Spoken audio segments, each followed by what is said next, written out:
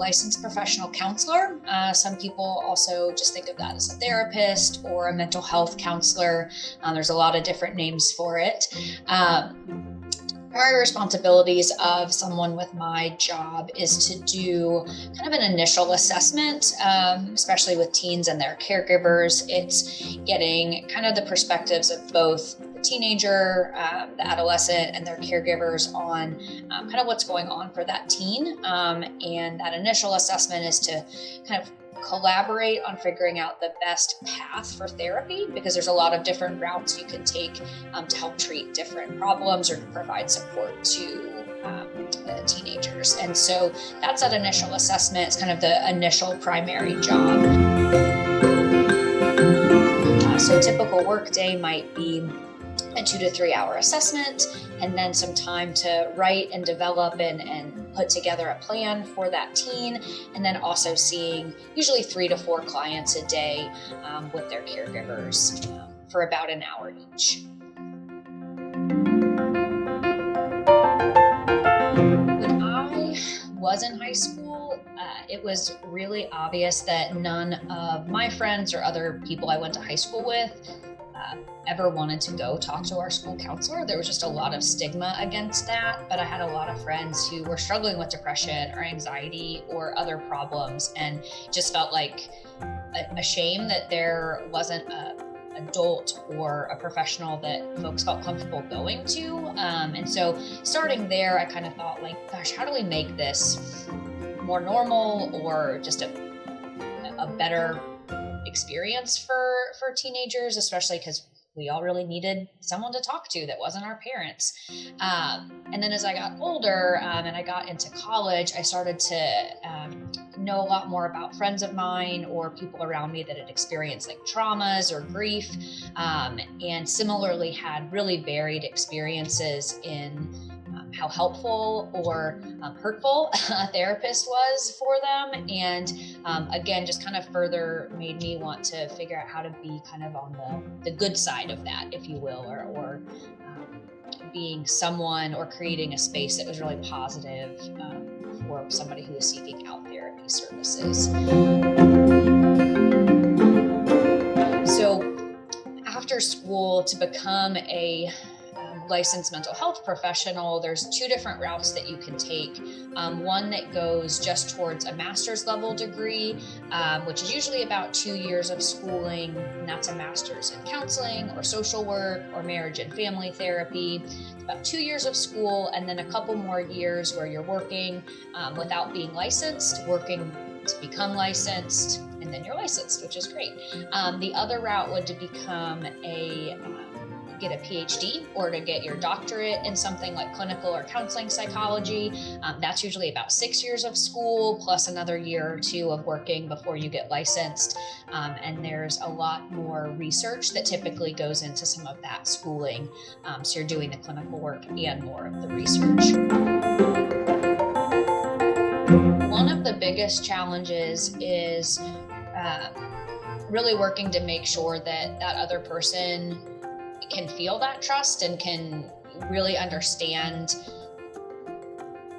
the nuance of the privacy and confidentiality that we have.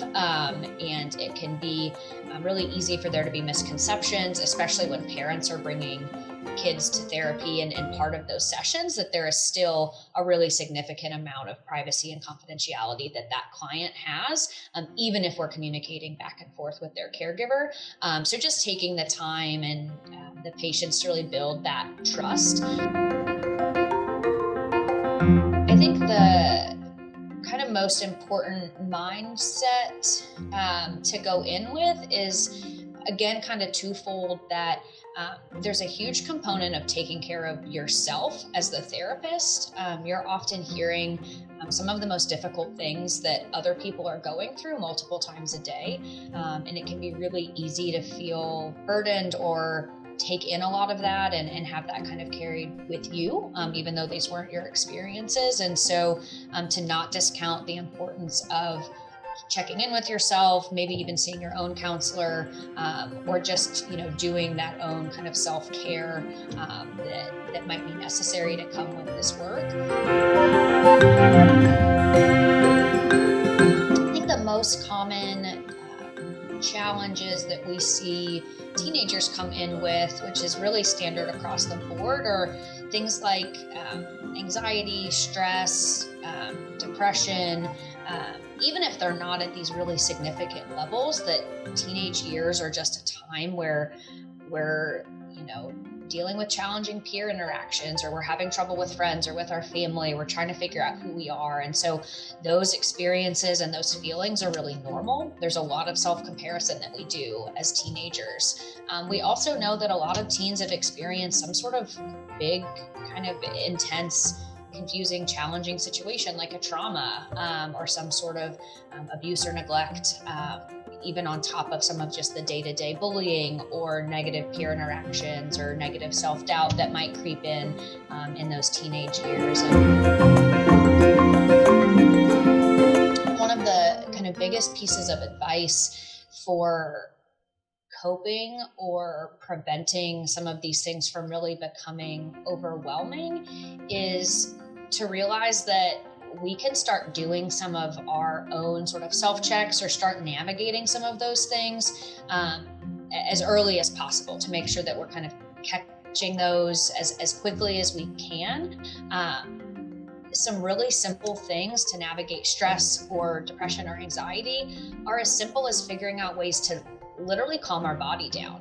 Those stress responses, those negative feelings can get from like 0 to 100 really quickly. But if we can start to utilize strategies that don't fix the situation, but just help our body physically stay a little bit calmer, just helps your brain, your ability to navigate that stressful situation in a way that's a little bit maybe more helpful rather than emotion driven. And so that just helps to keep things from building on itself. And those could be things like breathing techniques, mindfulness, muscle relaxation, things that you can do sitting in class, things that you can do literally just internally that no one else really even needs to know.